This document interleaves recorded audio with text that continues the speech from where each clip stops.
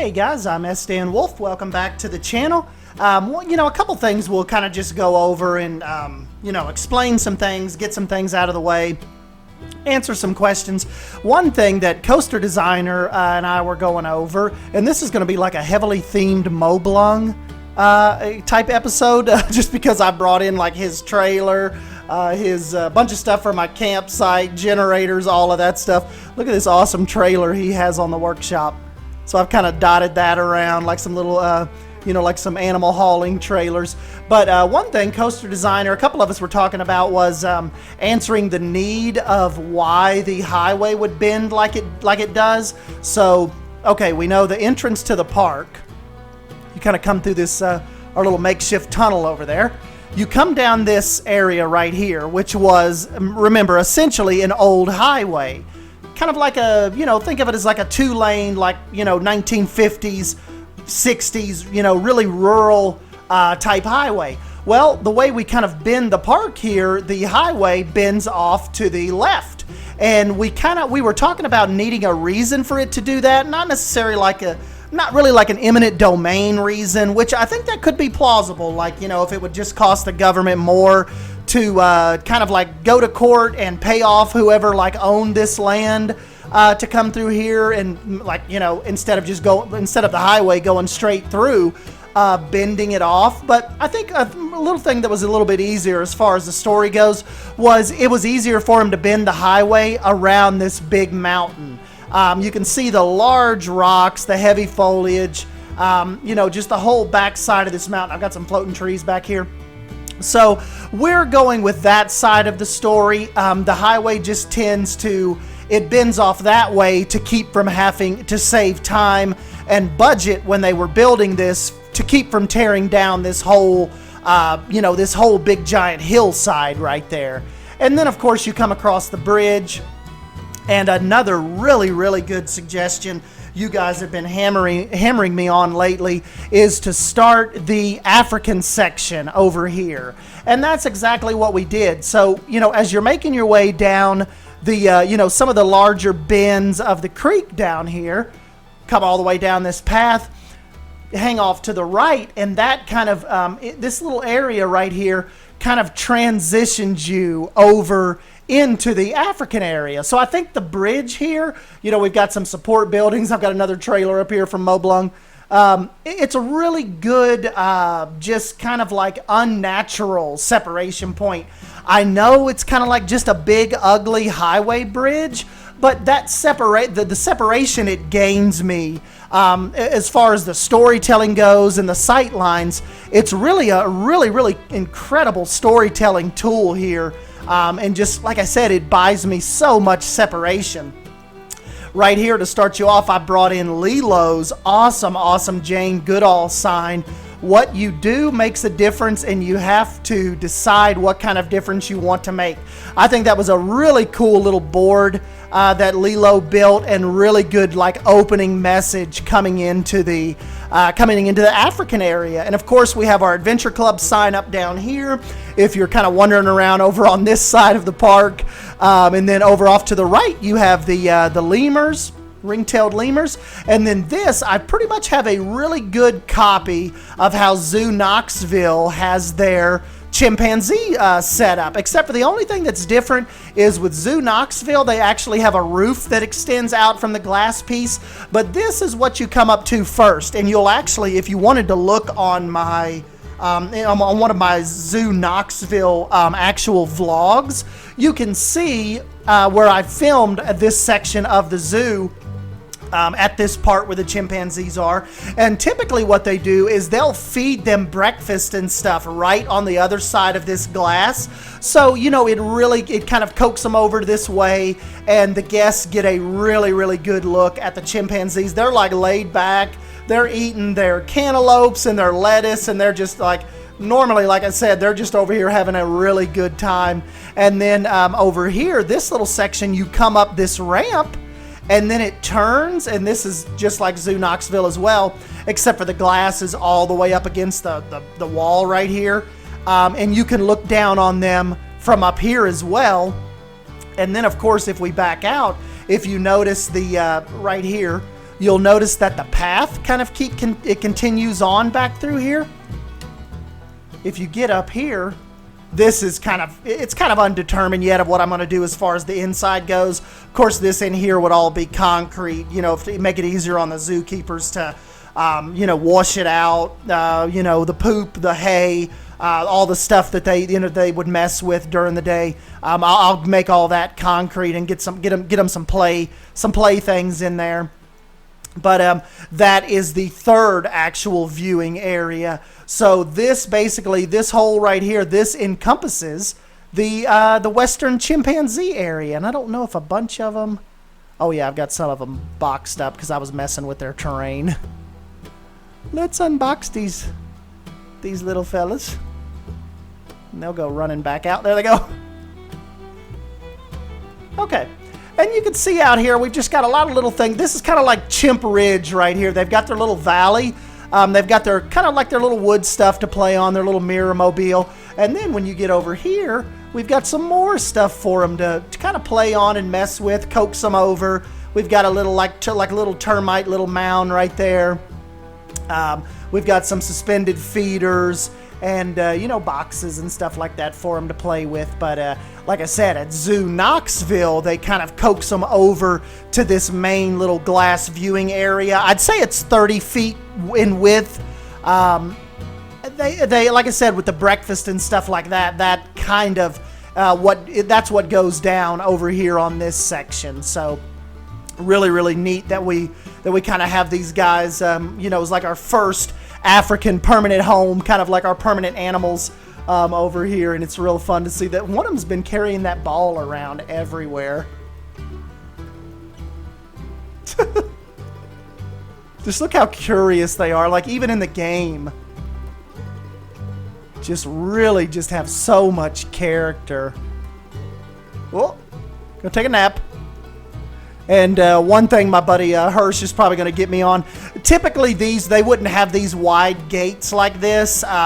It would actually be smaller gates with doors that they could shut, particularly if they have to separate them, or if you have any kind of like weird aggression issues with them, or stuff like that. So, but for our sake, we'll go ahead and just leave that wide open so they can get in there and use it as a shelter. But typically you wouldn't just have these two big gaping holes right down there in the going into like their indoor shelter area. And then of course, like we said too, we have a big family of the ring-tailed lemurs over here, and they are wandering around all over the place. They love climbing on all this stuff, and they are very mischievous.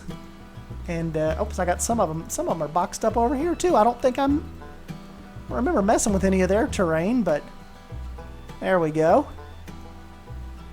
Left the front of this glass right here because this is kind of like their main little playing area. So I figured, the guests, you could get a real good view of them from here. And then of course, don't forget you have to have your climbing deterrents on these guys, or they will be gone like the moment you place them down. This is actually one of my designs from one of the earlier in the earlier beta days, and I just kind of retooled it a little bit. Look at them running around down here. And kind of set that up as kind of like the lemur village over here. So I thought that was really cool. I thought you guys would end up liking this. So we've got two animals in the African area. This is kind of like their little backstage area over here, like a little backstage support area. And of course, we've got to get on to the bigger ticket items. Your giraffes, your elephants, your lions, hippos. I don't know. I guess, as far as budget goes, with as large as the zoo is, as large as we have it right now, we'll go ahead and get those. We'll get you some big ticket animals in here and work up some really cool enclosures. But really kind of like how the African area starts out kind of subtle. Guys, it's just one of those things. I know you're kind of more used to the Esdan wolf, like giant, tree of life right here and theming everywhere. But particularly even with the African area, remember, we're really trying to keep our Esdan wolf style in check as best we can. So I know you guys have kind of like been enjoying the realism part of it. Oh, speaking of Moblung, check this out too. He has also got me some campsite support trailers and stuff. Check this out, how he actually has the canoes and stuff, their own trailer. And if they want to take the people that have paid for the camping experience over here in Cherokee Camp, he actually also has a bike trailer as well. So did that not turn out absolutely awesome? Let you come over there to the trailer and kind of pick out your bike, and then they might take you over to the mountain trail or whatever. And that's a couple of us have been talking about too. Tia, a lot of us have been talking about how I'm going to do that. We were even talking about, Tia said maybe if we're not planning any more animals over on this side, because, you know, even the saltwater crocodiles could probably be over here in the African area. Maybe even trying to incorporate a lake over here that Pine Creek actually ends up feeding into. So that is another option as well, and that kind of helps me, you know, kind of helps keep the repetitiveness of the creek, and makes me not have to worry about that type of design as much, about what we're going to keep doing with the creek. You know, it has a really, really good presence throughout the main part of the zoo. We've got a little pond over here as far as the little zip line gap goes. But like the creek, I am just tickled to death. Look at all my little markers here for the waterfalls. Didn't that waterfall turn out really, really cool? And then just this whole little creek area.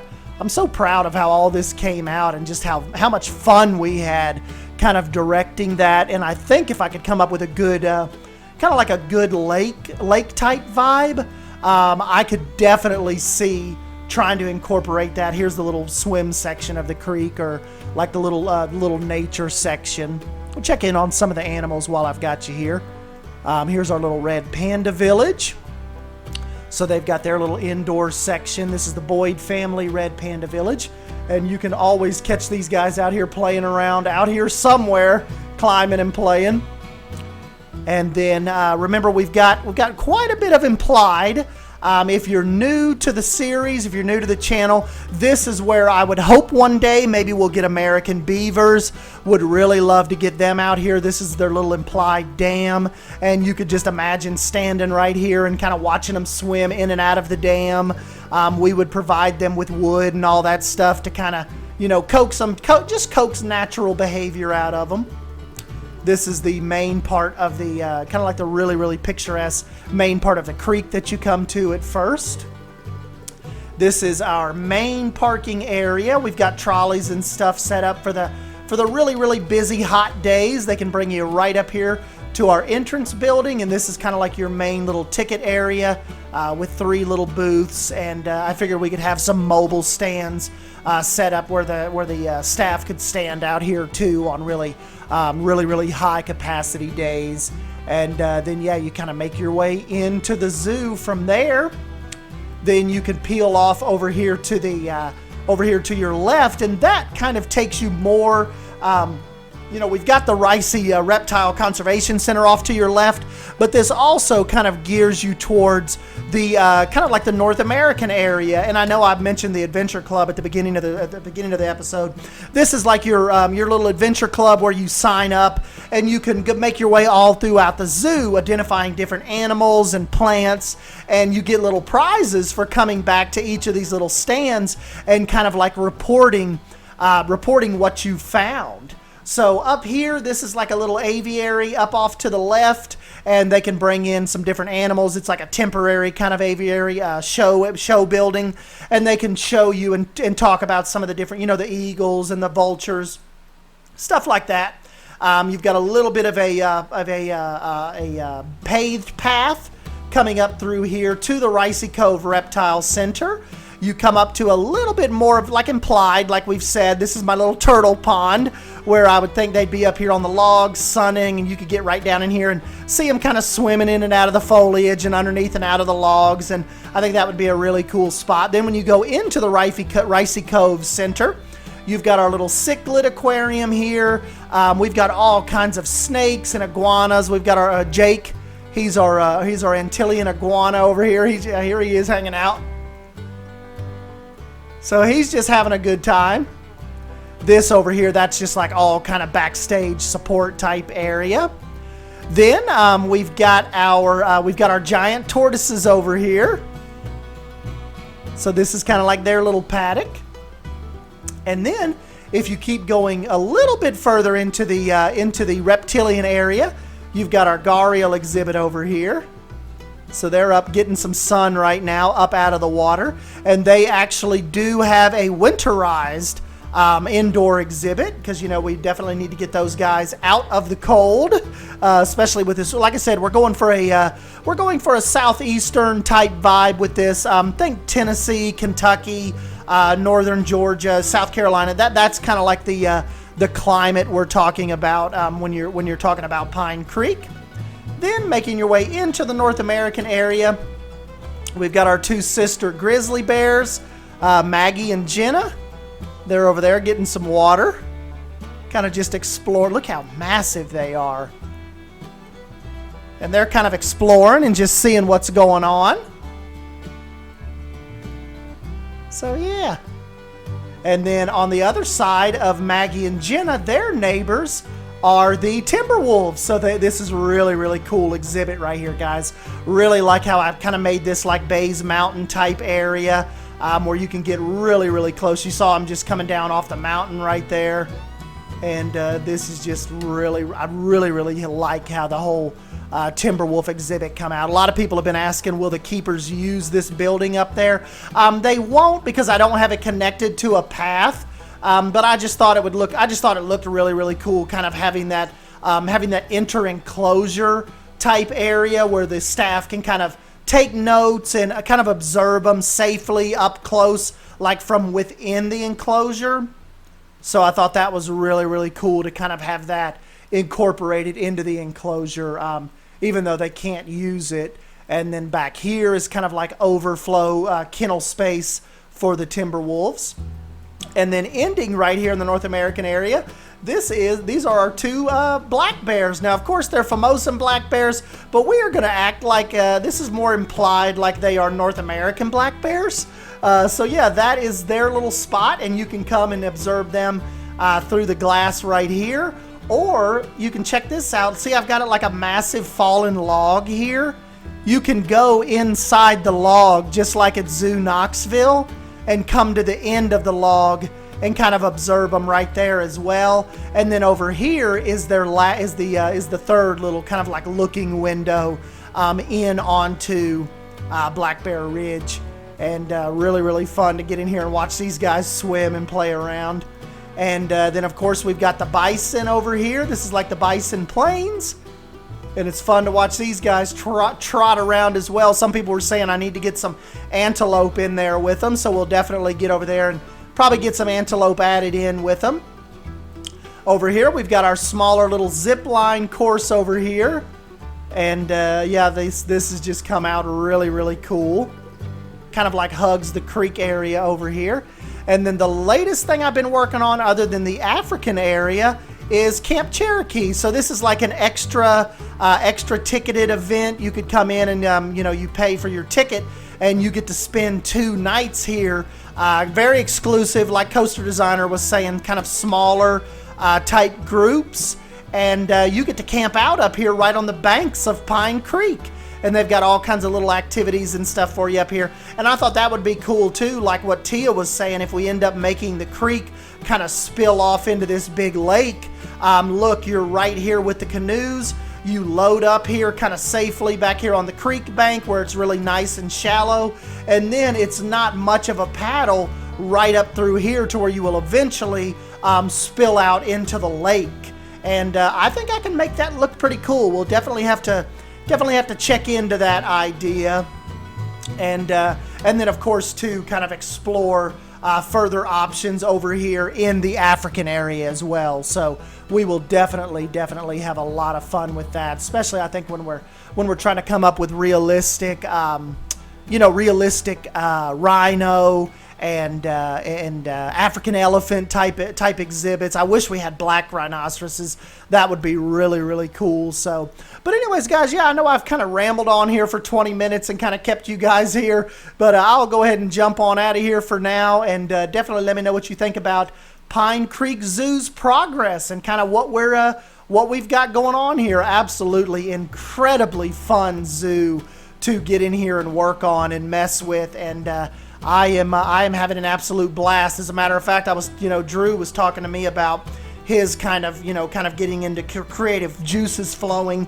Luckily, I'm not having that problem right now. I'm just having straight up time commitment issues to just really get down in here and spend the hours on this game that it really kind of that this game kind of requires for you to get work done. I am definitely not out of ideas. I am out of time throughout the week. It seems like these last 2 weeks to really get anything substantial done. So that has really been sucking.